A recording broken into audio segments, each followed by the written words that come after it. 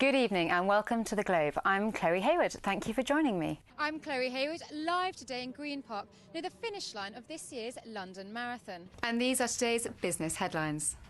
Spanish unemployment has soared to a new record high. First quarter numbers indicate more than 6 million people are now unemployed in the Eurozone nation, and that gives it a jobless rate of 27%. The Kate effect is a well-known phenomenon. Just one photo of the Duchess wearing a dress and it's a sellout within hours. Well, now this is set to move into the baby products market, with her every choice from car seat to crib being copied. When the photos emerged of Kate buying a Moses basket, sales of the product soared around the world. Suddenly, it was a must-have item. But with a price tag of up to $400, how many mothers can really justify making sure that their baby is following the latest trend? Now, this is a number that could really break George Osborne's chancellorship. If it comes in positive territory, so we see growth in the last 3 months of the year, then that means that we have avoided the unprecedented triple dip recession. So from what you're hearing, what are voters most concerned about? Well, the big thing is to get the voters out in the first place. But first, I've got one of the supporters here today with me. He's been watching his mother do the race today and is hoping she's going to come in a very good time. So what time is she really aiming for? Well, hopefully she'll do it in 4.5 hours. Aston Martin and Silver Cross have collaborated to come up with this limited edition stroller.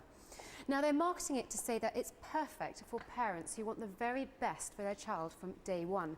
But with that claim comes a $3,000 price tag. And it's not expected to be an easy ride, as one shareholder group has already said that they will be imposing the bank's pay policy.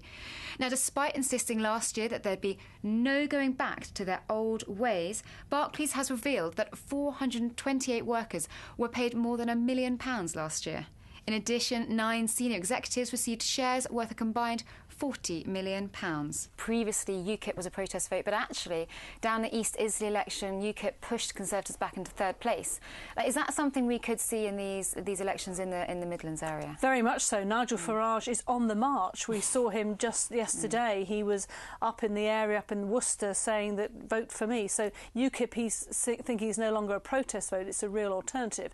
The question is whether it's a real alternative when it comes to putting your cross in the box. So he will expect to make gains. At the moment, in the whole of the Midlands, he's only got 5 seats, so he can only go one way upwards, but whether that's enough to have any significant impact, we'll find out. OK, so very quickly then, in terms of the results, what kind of expectation do we have? Is it likely the Conservatives are going to win as many as they won last time, or are we expecting them to lose 2 or 3 seats? Now, maybe a celebrity could justify this, but who else would spend the same as the price of a small family car on their little one's wheels?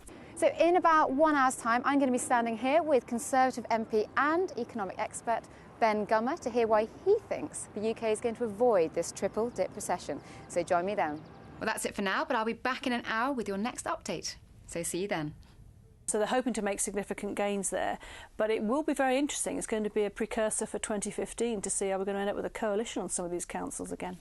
Excellent. Well, we will definitely be watching that closely and hopefully speak to you again tomorrow to find out what's going to happen. Thank you very much. Alison Mackenzie from ITV News Central.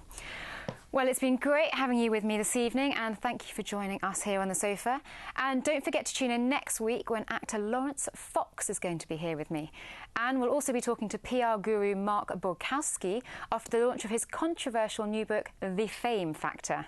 Till then, take care, and we'll see you then. Good night.